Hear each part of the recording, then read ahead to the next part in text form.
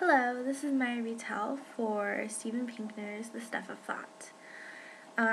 He starts out by talking about the French Academy and how they strived for correct usage of French, and through doing that they're compiling a dictionary. This is volume 9, I believe, and he said since the 1920s they've been doing this and they're only on the letter P. And he uses that as a catalyst for going into how much language changes, and you can't just compile a dictionary and have it be the end-all be-all of your language.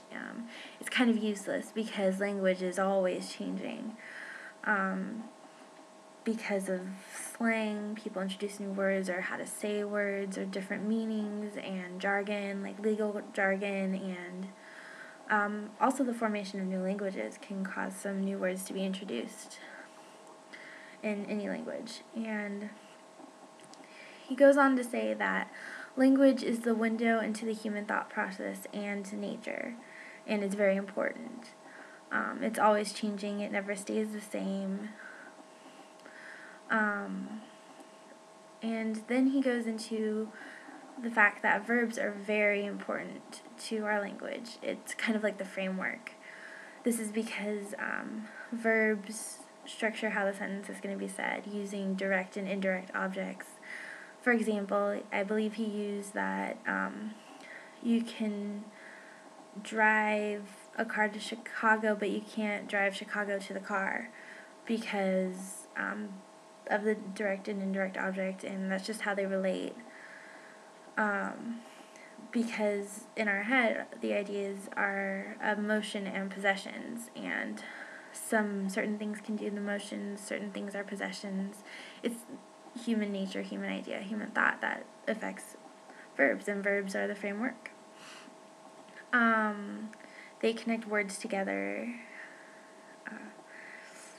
Language of thought. He goes into the language of thought.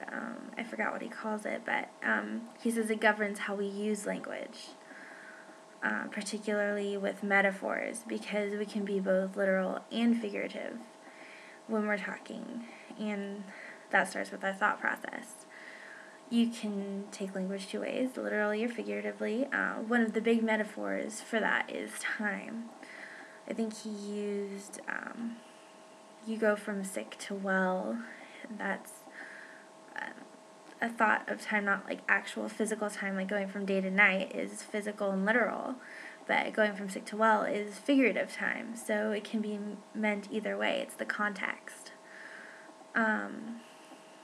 Also, how facts are construed are a basic problem with language because it depends on the person's thought and their background. You need both figurative and literal because it creates a diversity in language that is needed. One of the key components of language is actually vagueness, because everyone uses it. Everyone's, from politicians to everyday people. It's a tool that's been utilized for centuries by kings and everyone. It's something that is very useful, especially in sticky situations. Language has both a direct and indirect meaning. It's kind of our job to figure out what it is. You can use it in an example. You can use it in a way that the listener can derive their own meaning from it. He showed the example of, in Fargo, how the kidnapper wanted to bribe the officer, and he had the $5 bill sticking out of his wallet when he handed him the license. The officer could either take it as a bribe and let them go on their merry way, or he could choose to ignore the bribe and still give them the ticket, or to see the bribe, arrest him for the bribe and the ticket. And so it's how the listener derives the meaning. That's one of the key components of language and the diversity of it. Language is also important socially for relationships because it allows people to communicate thoughts and feelings, and it's kind of unconscious in its use. It's used to negotiate between relationships and kind of feel out the waters. Like one tricky relationship is between a boss and an employee in different situations. You can use it to be polite, be assertive. In relationships especially, because you can have family relationships where it's a bit more relaxed and stuff, and then there's relationships that are more demonstrative and you're trying to find out who's the dominant one, and a language is how we socialize with each other and communicate. When a certain dominance in a relationship, you can try to make it more polite but still be like, I'm on top. You can use it. He shows an example of, if you would close the window, that would be great.